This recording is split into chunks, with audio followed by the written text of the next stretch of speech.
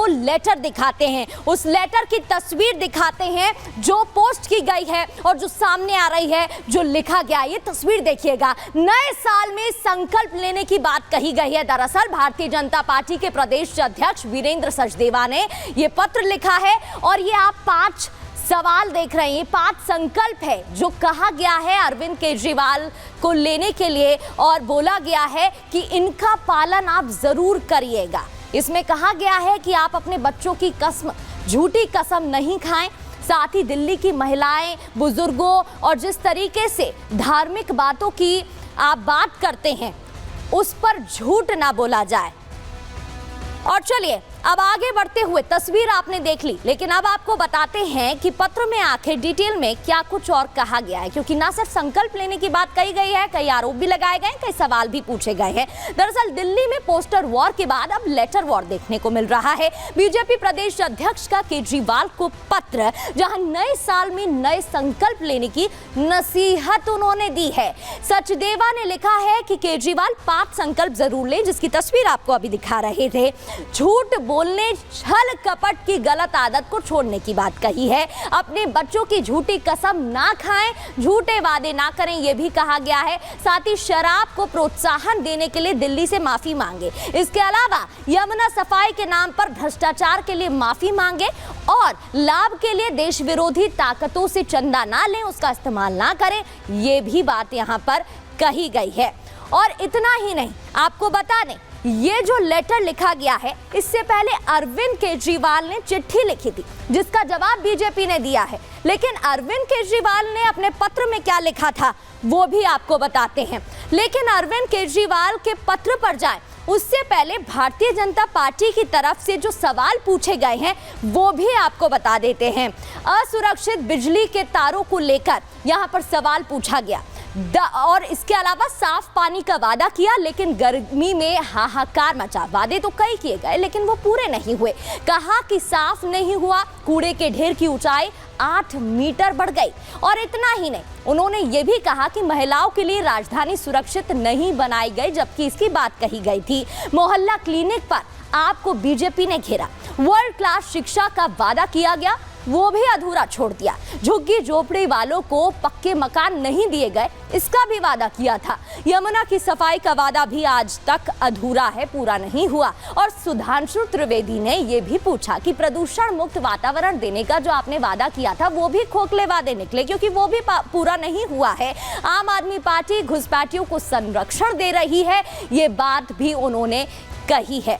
लेकिन अब आगे बढ़ते हुए आपको केजरीवाल के पत्र की भी जानकारी देते हैं। उन्होंने क्या कुछ कहा है और उन्होंने अपने पत्र में क्या कुछ सवाल आरएसएस प्रमुख मोहन भागवत से पूछे। केजरीवाल ने आरएसएस प्रमुख मोहन भागवत को पत्र लिखा। बीजेपी ने जो गलत हरकतें की हैं, क्या आरएसएस उनका समर्थन करती है? ये तमाम वो सवाल हैं जो उन्होंने पूछे हैं अपनी तरफ से। और इसके अलावा ये आप देख रहे हैं, बीजेपी के नेता खुलकर पैसे बांटकर वोट खरीद रहे हैं। क्या आरएसएस वोट खरीदने का समर्थन करती है? ये वो तमाम सवाल हैं जो उनकी तरफ से पूछे गए हैं। जिसके बाद भारतीय जनता पार्टी की तरफ से भी एक पत्र लिखा गया और फिर सुधांशु त्रिवेदी ने कई सवाल पूछे कि आपने वादे तो कई किए हैं, लेकिन वो सभी वादे खोखले हैं, क्योंकि उनको पूरा अभी तक नहीं किया गया है। और चलिए आगे बढ़ते हुए अब बात करते हैं लेटर पर कैसे सियासत गरमाती हुई नजर आ रही है। लेटर लिखने में आम आदमी पार्टी भी पीछे नहीं है। आम आदमी पार्टी संयोजक अरविंद केजरीवाल ने संघ प्रमुख को लेटर लिखा। अरविंद केजरीवाल ने आरएसएस से कई सवाल पूछे, तस्वीर भी आप देख रहे थे। बीजेपी ने जो गलत किया, क्या आरएसएस उसके साथ है? सवाल पूछा। बीजेपी पैसे बांट रही है, आरएसएस वोट खरीदने का समर्थन करती है क्या? दलित पूर्वांचली वोट, इसको लेकर भी उन्होंने सवाल उठाए और वोट काटे जा रहे हैं, आरोप लगाया। ये जनतंत्र के खिलाफ है। आरएसएस को लगता है बीजेपी जनतंत्र को कमजोर करे। ये वो तमाम सवाल हैं जो उनकी तरफ से मोहन भागवत से पूछे गए, जिसके बाद बीजेपी की तरफ से भी पत्र लिखा गया और तमाम सवाल आम आदमी पार्टी से पूछे गए। अब राजनीतिक बयानबाजी भी तेज हो रही है। क्या कुछ कहा जा रहा है, सुनिए। के पहले दिन हमने एक पत्र अरविंद केजरीवाल को लिखा है, निवेदन किया है कि 5 संकल्प आप हमने जो आपको दिए हैं उस पर अमल करें। पहला संकल्प है कि आज नए वर्ष से वो अपने बच्चों की झूठी कसम खाना बंद करेंगे। दूसरा संकल्प हमने उन्हें कहा है कि दिल्ली के बुजुर्गों को, माताओं को, बहनों को और दिल्ली के धार्मिक जनों को जो धोखा देने का काम वो कर रहे हैं, जो झूठ बोलने का काम कर रहे हैं, उसके लिए भी वो क्षमा मांगे। तीसरा हमने उनसे कहा है कि दिल्ली के युवाओं को शराब के नशे में धकेलने की साजिश जो आपने की है उसके लिए आपको दिल्ली से माफ़ी मांगनी चाहिए। चौथा हमने उनसे कहा है कि माँ यमुना की सफाई के नाम पर आपने करोड़ों रुपए का घोटाला किया है, दिल्ली को लूटने का काम किया, उसके लिए भी आपको माँ यमुना से माफ़ी मांगनी चाहिए। पांचवा हमने उनसे कहा है कि आप अपने राजनीतिक हित के लिए देश विरोधी ताकतों के साथ हाथ मिलाते हैं, उनसे राजनीतिक चंदा लेते हैं। भविष्य में ऐसा ना करने की आप शपथ लें। जो पार्टी सिर्फ और सिर्फ दिन रात झूठ बोलती है वो भारतीय जनता पार्टी उस केजरीवाल पे सवाल उठा रही है जिन्होंने बिजली फ्री किया, पानी फ्री किया, शिक्षा फ्री किया, इलाज फ्री किया, माताओं बहनों के लिए बस की यात्रा फ्री की, बुजुर्गों की तीर्थ यात्रा फ्री की, 250 किलोमीटर मेट्रो आगे बढ़ा। आप उस केजरीवाल से सवाल पूछ रहे हैं और सब कुछ के बावजूद जिन्होंने दिल्ली के बजट को मुनाफे में डाला, आप ऐसे केजरीवाल से सवाल पूछ रहे हैं। इनके ऊपर लोग हंसेंगे। कॉमेडी सर्कस के पात्र बन गए हैं भारतीय जनता पार्टी के लोग, इसलिए उनकी बातों को गंभीरता से नहीं लेना चाहिए।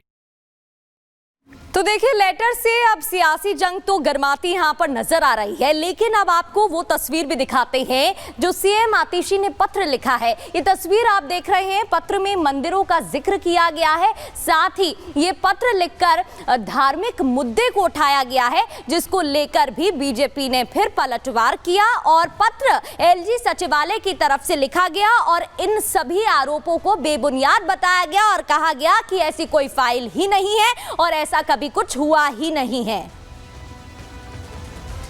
तो देखिए, धर्म को आधार बनाकर सियासी प्रहार लगातार किया जा रहा है। सीएम आतिशी ने दिल्ली के एलजी को पत्र लिखा, तस्वीरें आप देख रहे थे। पत्र के जरिए धार्मिक मुद्दों को हवा दी गई और मंदिरों का जिक्र किया गया, मंदिरों की बात यहां पर की गई, मंदिर और बहुत पूजा स्थल तोड़ने का मुद्दा उन्होंने उठाया।